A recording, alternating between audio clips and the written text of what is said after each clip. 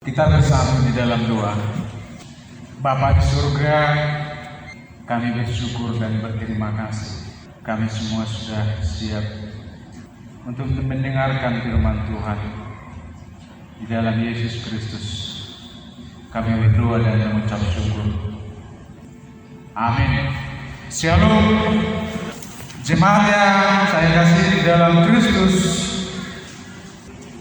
di upasa alam batak baris-baris di gajah di rura pangaluan molo makuling raja soikot souluan molo soniuluan ro parmaraan. Begitu pentingnya sosok seorang pemimpin yang kita sebut sebagai raja tadi. Melalui doa dan pengharapan Daud, ia berharap akan seorang raja yang diberi bantuan saat terdesak, seorang raja yang persembahannya diterima oleh Tuhan.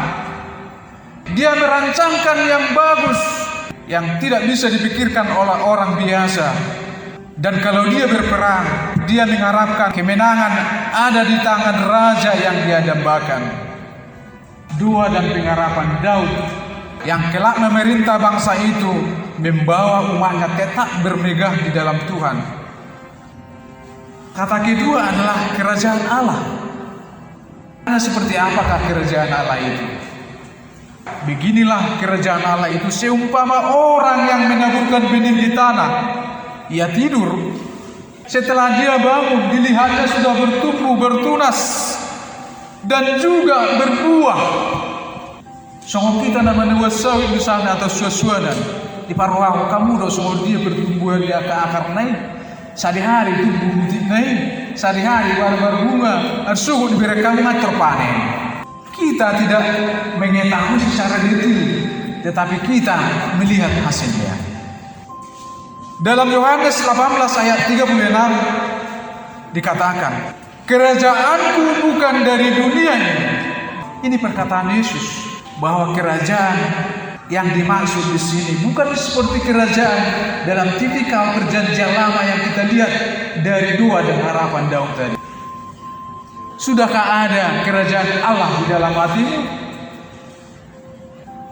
Sudahkah Allah memerintah dalam setiap tingkah laku, perbuatan dan juga perencanaan kita masing-masing?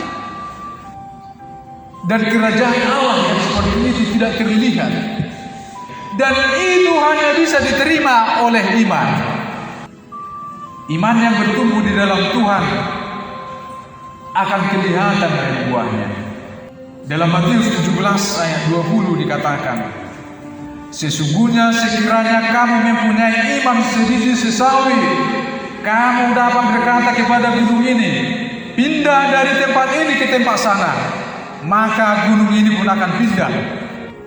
Jemaat yang dikasihi oleh Tuhan, dalam 1 Petrus 2 ayat 9 dikatakan seperti ini, tetapi kamulah bangsa yang terpilih, imamat yang rajani, bangsa yang kudus, umat kepunyaan Allah sendiri, supaya kamu memberitakan perbuatan-perbuatan besar dari Dia yang telah memanggil kamu keluar dari kegelapan. Anak Allah, anak raja lagi yang dimenangkan dan juga ditebus oleh Allah itu sendiri. Kita adalah warga kerajaan surga. Jemaat yang dikasihi oleh Tuhan, yang kedua yang bisa kita pelajari dari nats ini adalah doa dan pengharapan. Doa dan pengharapan orang Kristen adalah doa pengharapan warga kerajaan surga. Berharap jadi kaya sudah pasti. Mana ada orang yang tidak mau jadi kaya. Tetapi pengharapan orang Kristen mendoakan dan mengharapkan apa yang dia butuhkan, tetapi tidak dikerjakan, itu tidak termasuk dalam konteks ini. Anak-anak Tuhan harus patuh dan tunduk pada otoritas Allah dan dalam doa dan pengharapannya. Yang ketiga yang mau kita lihat daripada nats ini adalah jati diri dan teladan. Efesus 6 ayat 12 mengatakan, karena perjuangan kita bukanlah melawan darah dan daging, tetapi melawan pemerintah-pemerintah, melawan penguasa-penguasa, penghulu-penghulu dunia yang gelap, melawan roh-roh jahat di udara. Inilah peperangan rohani yang kita alami saat ini.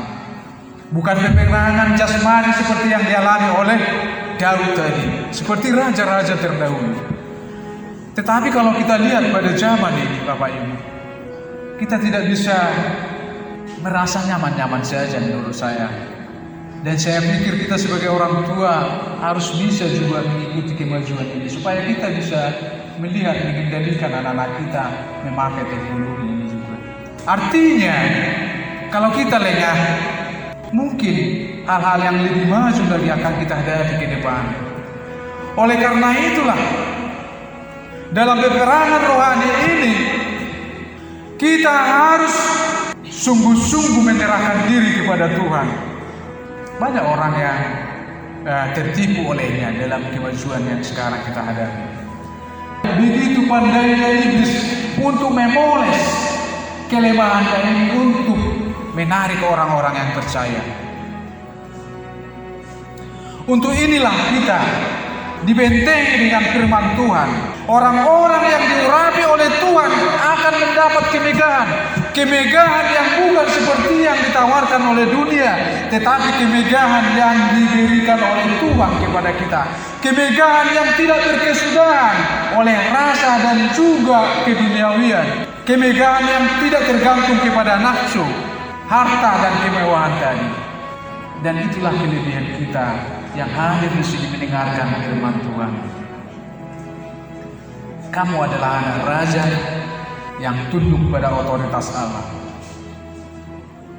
Anak raja yang taat dan takut akan firman Tuhan, yang bermegah di dalam Tuhan. Karena kita mengetahui apa yang menjadi andalan di dunia ini akan lenyap, sama seperti kereta kuda yang digambarkan dalam nas yang kita baca tadi, akan habis dan punah. Tetapi orang yang bertahan di dalam Tuhan tidak merasa berkesudahan, walaupun sampai kematian menjemput kita. Kita bersukacita di dalam Tuhan. Banyak pengalaman-pengalaman sejarah yang menyangkal Tuhan karena pengetahuan dan kemampuannya, pada akhirnya akan berakhir dengan tidak baik. Mungkin kita mengenal kehebatan penyanyi John Lennon misalnya, kan?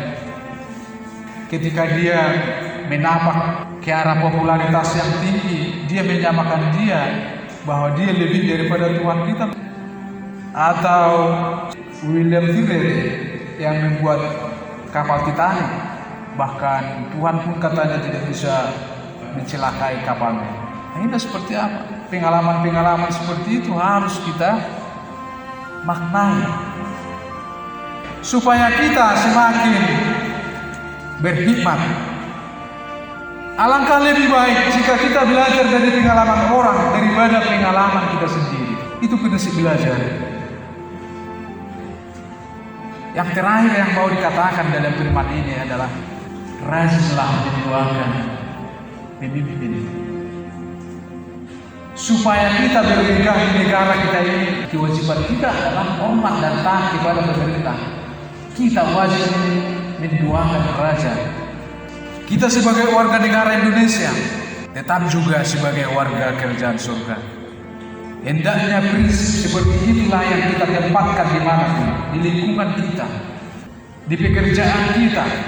Ingatlah bahwa kita ini adalah anak-anak kerajaan surga. Bertanyalah kepada dirimu, apakah Anda layak? Amin. Mari kita berdoa. Bapa di surga, kami bersyukur atas firman-Mu yang menguatkan hati dan pikiran kami, dan juga tingkah laku kami kelak. Karena kami ini adalah anak-anak kerajaan surga yang telah Kau tebus dengan harga yang mahal. Tuhan yang menuntun kami dalam setiap aktivitas kehidupan kami, dalam pekerjaan, di rumah, dimanapun. Terima kasih Tuhan. Tetapi kami tidak mau melakukan ini sendirian, tanpa kuasa Roh Kudus yang menyertai kami.